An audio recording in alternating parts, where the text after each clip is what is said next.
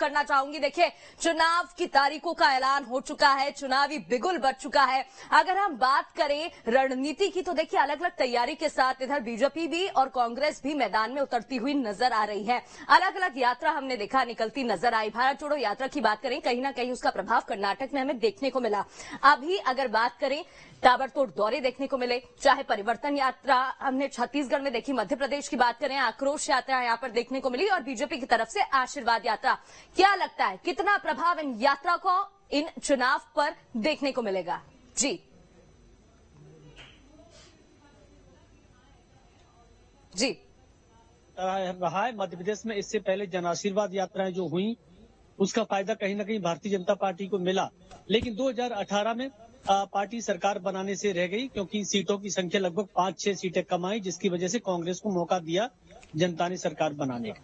इस बार की जो यात्राएं हुई है वो थोड़ा बदल के हुई, क्योंकि इस बार केवल मुख्यमंत्री नहीं बल्कि भारतीय जनता पार्टी ने अंचलों और जोन के हिसाब से यात्राएं निकाली, अलग अलग नेताओं को जिम्मेदारी दी। पूरे प्रदेश में 230 सीटों पर, चाहे वो जन आक्रोश यात्रा हो कांग्रेस की या भारतीय जनता पार्टी की जन आशीर्वाद यात्रा, लगातार जनता के बीच में रही। अब बात आती है कि इस यात्रा में आखिरकार जनता को क्या सुनने को मिला। तो बीजेपी अपने सारे विकास के मुद्दे और विकास के एजेंडे को लेके गई, जिसको लेकर जनता में लगातार चर्चा होती है कि आखिरकार यात्रा का उद्देश्य क्या है। तो लोग बड़ी अच्छी तरह समझते हैं कि यात्रा का उद्देश्य सरकार अपने एजेंडे, विकास के एजेंडे को लेकर चली है। तो कांग्रेस आक्रोश यात्रा के साथ सड़क पर थी। कहीं ना कहीं देखिए 2 यात्राएं थी, कांग्रेस की यात्रा भी कहीं ना कहीं लोगों के संपर्क में रही और जन आशीर्वाद यात्रा भी। अब फैसला जनता को करना है कि देखिए सरकार की उपलब्धियों के साथ जाना चाहती है या सरकार की खामियों के साथ। ऐसा तो है नहीं कि 100% 100% सारे काम पूर्ण हो गए हों। अभी भी मध्य प्रदेश में ये देखने में आया है कि तमाम विकास कार्यों की लोकार्पण किए जा रहे हैं। बिल्कुल विनोद, रोकना चाहूंगी, मालवा निमाड़ का भी जिक्र मैं करना चाहूंगी। मालवा निमाड़ की अगर बात करें तो मध्य प्रदेश में एक तरीके से इसे जीत की चाबी कहा जाता है, क्योंकि अधिकतर विधानसभा की सीटें, 66 विधानसभा सीटें यहां पर हैं। हमने देखा जो यात्रा भारत जोड़ो यात्रा कांग्रेस की तरफ से निकाली गई थी वो इस क्षेत्र में से होकर गुजरी थी। अभी हम देख रहे हैं चाहे बीजेपी हो चाहे कांग्रेस, दोनों ही पार्टी का फोकस इस क्षेत्र पर नजर आ रहा है। इसके बारे में भी बताइएगा। जी देखिए, अकेले मालवा निमाड़ की बात नहीं कर सकते, बल्कि ग्वालियर चंबल की साथ में बात करनी होगी, क्योंकि ग्वालियर चंबल भी वो क्षेत्र रहा जहां भारतीय जनता पार्टी पिछले विधानसभा चुनाव में केवल 7 सीटें जीत पाई थी। मालवा निमाड़ चूंकि भारतीय जनता पार्टी का गढ़ रहा है, बड़ी संख्या में वहां से पार्टी सीटें जीतती रही है और इस बार फिर पार्टी का फोकस यही है कि कम से कम इस क्षेत्र को बचाकर दूसरे क्षेत्र में जो सीट नहीं जीत पाए थे उसकी कोशिश की जाए। और इसीलिए भारतीय जनता पार्टी ने मालवा निमाड़ में भी देखिए तमाम अपने दिग्गजों को मैदान में उतार दिया।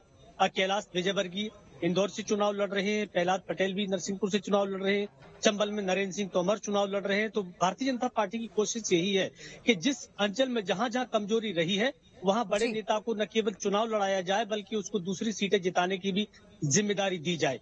ग्वालियर चंबल अंचल की देखते हैं तो 34 सीटें इस अंचल में है, मालवा निमाड़ में भी लगभग इतनी ही सीटें हैं। तो ये सारी जो अंचल हैं ये अलग अलग अंचल, अलग अलग क्षेत्र के बिल्कुल बिल्कुल विनोद, और इसलिए ग्वालियर चंबल के लिए कहा भी जाता है ये वो क्षेत्र है जहां से सरकारें बनती भी हैं और बिगड़ती भी हैं, जैसा कि हमने पिछले चुनाव में देखा। हमारे साथ रोशन भी जुड़े हुए हैं। रोशन, देखिए अब ऐलान हो गया तारीखों का, सबसे पहला सवाल तो मन में जहन में यही आता है कि टिकट, क्योंकि देखिए छत्तीसगढ़ की अगर हम बात करें तो अभी दूसरी सूची बीजेपी की नहीं आई है। इधर कांग्रेस की बात करें, अभी एक भी सूची जाहिर जो है जारी नहीं हुई है, सामने नहीं आई है। कब तक अब लग रहा है, क्योंकि पिछले चुनावों की अगर हम तारीखों की अगर नजर डालें देखें तो वहां पर 20 से 25 दिनों में लिस्ट जारी हो गई थी। क्या लग रहा है कब तक लिस्ट आ जाएगी?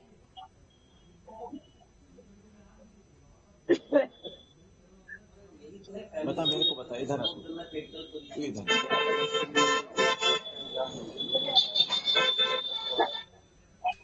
जी चले, हमारे साथ हमारे संवाददाता जावेद भी आगर मालवा से जुड़ गए, उनसे जानकारी लेने की कोशिश करते हैं। जावेद, देखिए चुनावी शंखनाद बज चुका है, शुरू हो गया है, आगाज हो चुका है चुनावों का। ऐसे में अगर मैं बात करूं वहां पे आप कैसी हलचल देख रहे हैं, क्या चुनावी माहौल है? अपडेट जरा पहुंचाइए। जी मैं आपको बताना चाहूंगा कि जैसे ही ये चुनाव आयोग ने प्रेस वार्ता की बात करी थी तो 12 बजे से ही लोग यहाँ पर अपने टीवी पर और अपने मोबाइल पर अपडेट रहे कि कब चुनाव की तारीख घोषणा होगी। तो जैसे ही चुनाव की तारीख 17 नवंबर की घोषणा जो कि मतदान होगा और 3 दिसंबर को परिणाम उसका घोषित होगा, वैसे ही हलचल हो गई क्योंकि यहाँ पर बीजेपी में मधु गहलोत को टिकट दिया है और कांग्रेस के अभी प्रत्याशी घोषित नहीं किए हैं। परंतु बताया जा रहा है कि लगभग सूत्रों से प्राप्त जानकारी ये है कि यहाँ पर जो वर्तमान विधायक है विपिन वानखेड़े, उनका वापस से यहाँ पर टिकट कांग्रेस से मिल सकता है। पर यहाँ का क्या परिणाम रहेगा, ये हमारे साथ कुछ ग्रामीण अंचल के लोग भी हैं, उनसे जानना चाहेंगे। ये बताइए कि अभी यहाँ पर विपिन वानखेड़े कांग्रेस के विधायक हैं और अभी बीजेपी ने मधु गहलोत को दिया। मधु गहलोत भी यहाँ पर काफी जनसंपर्क में 15-17 सालों से यहाँ पर घूम रहे हैं। विपिन वानखेड़े का भी कार्यकाल यहाँ पर है, तो क्या लगता है आपको ग्रामीण अंचल में क्या रहेगा? विपिन भैया का ज्यादा चल रहा है यहाँ पे। विपिन भैया ने काम भी किया है और मामा जी ने जो ये पैसे डालने का काम किया औरता उनके, तो हम तो दुखी हो गए किसान तो, क्योंकि वो पैसे हमारे घर के वाले पैसे दे ही नहीं हमको निकाल के। तो मामा जी ने हमसे हमारी लुगाई जुड़वा ली। ये तो बहनों के लिए डाले हैं, हमारे साथ और भी है ग्रामीण लोग। ये बताइए क्या लगता है आपको कि यहाँ का चुनाव का क्या रहेगा स्थिति? बढ़िया रहेगा, दोनों की टक्कर बरोबर रहेगा, दोनों का व्यवहार अच्छा है। काफी समय से 15 साल से दोनों भिड़े हुए। मधु भैया भी 15 साल पहले से, विपिन भैया ने भी कार्य अच्छा किया।